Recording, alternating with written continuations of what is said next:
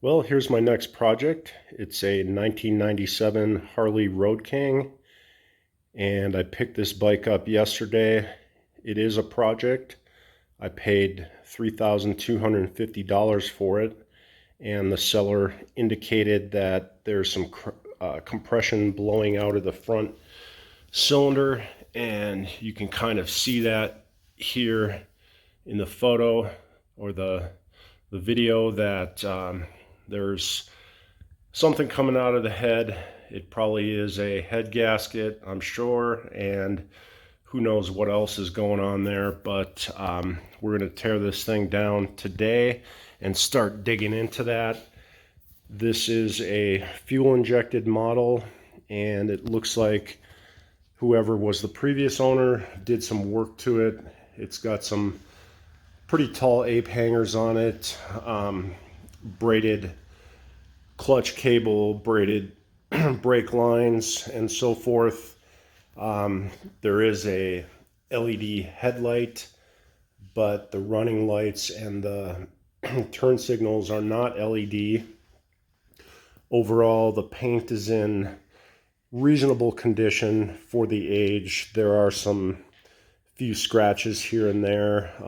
There is a chip on the top of the bag here that can probably be worked out, but overall I think I can get the paint cleaned up and buffed out. It looks like it does have a few aftermarket things on it. In addition to the braided lines, there's some sort of either a K&N filter or some kind of high flow kit on here. There is also Vance and Hines slip-ons,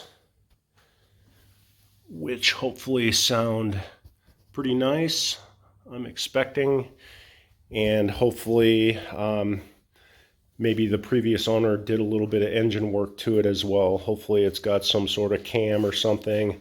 I did notice that the covers for the push rods appear to be aluminum, and they're gems covers. So somebody's been in this bike before, and we'll see what's all been done, but I haven't even been able to fire it up yet. I didn't want to damage anything by trying to run it with that head gasket. So anyway, I'm gonna tear into this thing today, pull the bags off the seat, the tank, and start getting into the cylinder heads, get those off, probably pull the jugs, take a look at the bores, and see what the pistons are looking like, and also try to check out the crank. And if all that is good, I'm just gonna get a gasket kit and just start removing all the covers, inspecting bearings and clutch and everything that should be checked here, and hopefully I'll have a running bike soon. But it could get ugly, and we don't know until we get into this thing. So stay tuned. I will probably have some videos as I'm tearing down the engine and kind of finding out what's going on here. So thanks for watching.